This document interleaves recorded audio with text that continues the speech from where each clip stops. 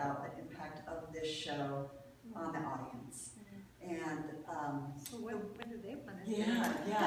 And I wonder, it'd be great to open it up to the audience, but I wondered if any of you could talk a little bit about the audience that you envisioned for this show going forward, as you envision the future of this show and other stagings. Where do you see the show going? What kinds of audiences do you want to encounter? Who do you think has the most to learn from the show? We had a pretty intergenerational audience today. I noticed we had women, we had men.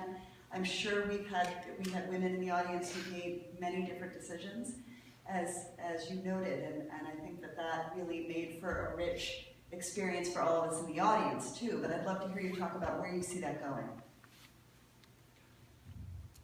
Global.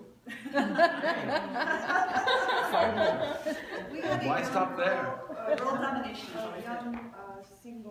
Young single pregnant mom here. A friend of mine works with teenage pregnant moms. She was here. I had wished that whole section was filled with them. Yes. Because, this information crosses all lines. And I'd love a young single mother to hear about that. So she would go to her doctor and say, I want to try skin to skin. Don't take my baby from me. And empower these young women to have that information. I'd love But it doesn't even need to be single, Jane. We just had a friend who gave birth to a child.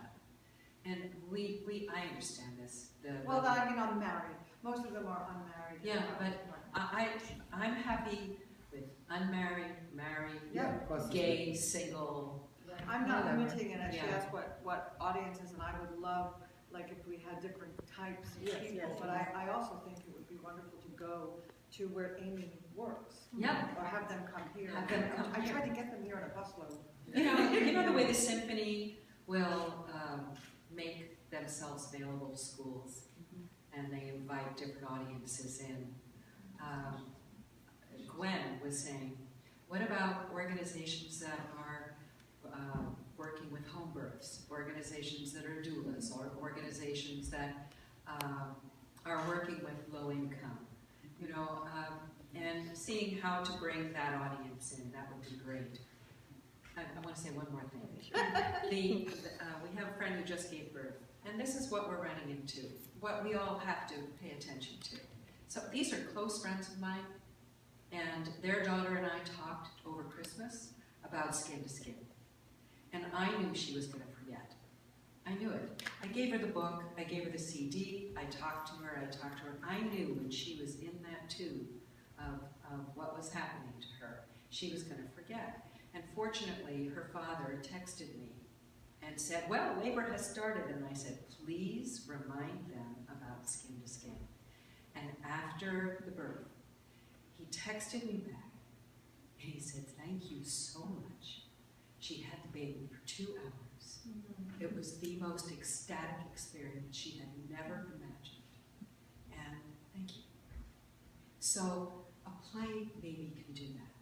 Because when you're talking to somebody, it's forgotten. And a play will leave an image and an emotional impact, and it's going to give you a memory. One of the songs is going to stay in your head. And you're just going to go, wait, what about, didn't she say skin to skin? Right. That's wonderful. I was just going to say that we have to bring it to communities that aren't ready for it too. Right. Because the midwife and the home birthing community, this is like singing to the choir. They pretty much already get it. But I think we have to make it a grassroots thing. It has to come. We have to bring people from the community in. Like vagina monologues. Yeah, like vagina Great template monologues. to follow, actually. Oh, a friend of mine said this is going to out-vag vagina mom. Out-vag vagina monologues. Yes, I said, could you tweet that out? She said, sure. We're one of the beneficiaries of this fundraiser is the National Perinatal Association, and I have the privilege of being the president of that for the next 2 years. And we're planning a conference in Houston in 2016. And in Houston, the conference is primarily medical-based because it's the National Perinatal Organization, but it is a group of professionals and parents who are professionals in their own right But it's a broad spectrum. There's midwives, there's doulas, there's social workers, there's nurses and doctors, and so there's a wide spectrum. But the conference is about perinatal choices. And this, we thought, is perfect. I love the idea that there are choices, that choices are celebrated. There's no one right way to do things. Choices are celebrated.